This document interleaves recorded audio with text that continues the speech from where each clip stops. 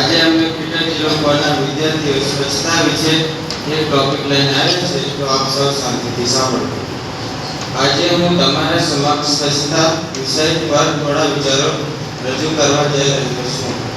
સ્વચ્છતા આપણા જીવનમાં ખૂબ જ મહત્વપૂર્ણ ભાગ છે. સ્વચ્છતા એટલે શરીર, મન અને આસપાસના પર્યાવરણ સાફ શુદ્ધ રાખવું. કહેવાય છે કે સ્વચ્છતા એ ઘણું આરોગ્ય છે.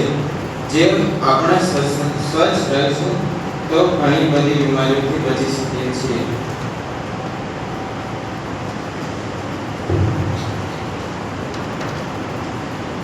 સ્વચ્છતા માત્ર બહાર સાફ સફાઈ પૂરતી નથી, પણ તે આપણા વિચારો અને વ્યવહારમાં પણ દેખાવા જરૂરી છે. સારા વિચારો, સારા વ્યવહારો અને શિસ્તબદ્ધ જીવન પણ એક વ્યક્તિગત સ્વચ્છતાનો ભાગ છે. દરરોજ સ્નાન કરવું, નાહવું, નખ કાપવા અને સ્વચ્છ કપડાં પહેરવા પણ એ પણ સ્વચ્છતાનો ભાગ જ છે. સાથે સાથે આપણું ઘર, શાળા, આસપાસનું વાતાવરણ પણ સાફ રાખવું એટલું જ જરૂરી છે.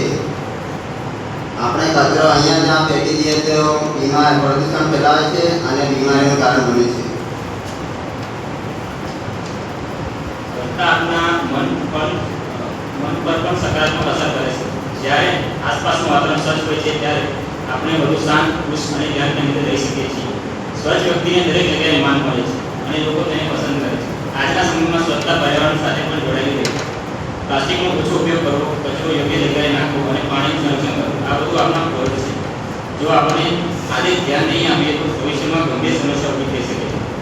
અંતમાં હું એટલું જ કહેવા માંગુ છું કે સ્વચ્છતા એ આદત નહીં પરંતુ જીવનની જીવવાની રીત છે. જો દરેક વ્યક્તિ સ્વચ્છતા અપનાવે તો આપણો દેશ સ્વચ્છ, સુંદર અને વિકસિત બની શકે.